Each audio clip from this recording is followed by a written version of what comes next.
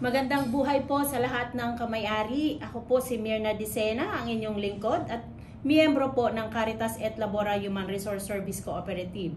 Nandito po ako ngayon upang magpasalamat sa mga tulong na naibigay sa akin ng kooperatiba. Unang-una po, napag-graduate po naming mag-asawa ang aming anak dahil po sa kooperatiba. Dati po ako po ay nasa gobyerno. Ngayon naman po ay may calling ako dito sa Caritas et Labora bilang isang church-based cooperative upang maglingkod po sa lahat ng mga kamay-ari na nangangailangan po ng hanap buhay. Unang-una po, ang asawa ko po muna ang nandito.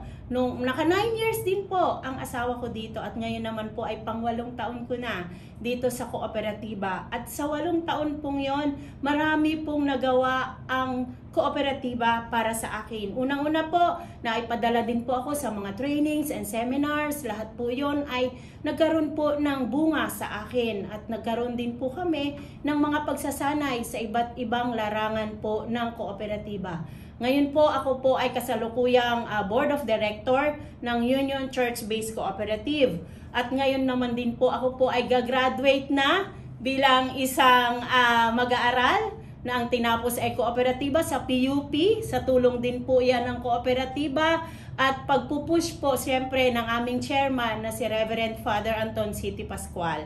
So maraming salamat Caritas et Labora sa tulong na ginawa mo para sa akin at sa buong pamilya.